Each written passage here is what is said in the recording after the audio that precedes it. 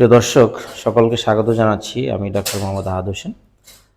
খুবই ব্যতিক্রমধর্মী একটি রোগী আজকে আমরা চিকিৎসা করতে যাচ্ছি। আমরা আশা করছি ইনশাআল্লাহ আল্লাহর উপর ভরসা রেখে চিকিৎসাটা করতে যাচ্ছি। রোগীটা ২০০৫ সালের আগে একটা অ্যাক্সিডেন্ট থেকে তার পিঠের উপরের দিকে ব্যথা হয় এবং হাতে চলে আসে। দীর্ঘদিন ব্যথায় সে ২০১৬ সালে তার নিজের হাত কেটে ফেলেছে। আমরা তার সাক্ষাৎকারটা একটু দেখছি। আপনারা দেখুন যে আসলে কতটা প্যাথেটিক ইস্যু, আপনারা শুনে বলবেন। বলেন তো আপনার নাম কি যেন? আমার নাম আব্দুল আহাদ। আব্দুল আহাদ। জি, আচ্ছা, এটা আপনার আঘাতটা লেগেছিল কত সালে? 2005 সালে। ২০০৫। এরপরে আপনি যন্ত্রণা, হ্যাঁ? যন্ত্রণা 2 বছর খুব একটা বুঝতাম না। তারপর থেকে এ অদ্যাবধি আমি খুব যন্ত্রণা মানে এই যন্ত্রণায় হাত কেটে ফেললেন কত সালে? 2016 সালে।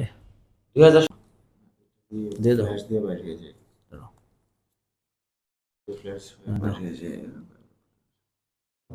দেখি একটা আঙুলটা ওই স্ক্রিনে নে, একটু স্ক্রিনে একটু নে,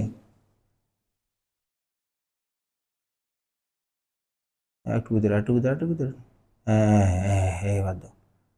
ঠিক আছে, ওকে, ঠিক আছে, ওকে। আগে যেরকম আপনি যে কষ্টটা হতো হঠাৎ হঠাৎ প্রতি সেকেন্ডে সেকেন্ডে দেখতাম যে মানে ইয়ে হয়ে যাচ্ছেন, হ্যাঁ, আমার চেম্বারে যখন আসছিলেন, মানে ওইটা হচ্ছে না। ওইটা আর হচ্ছে না।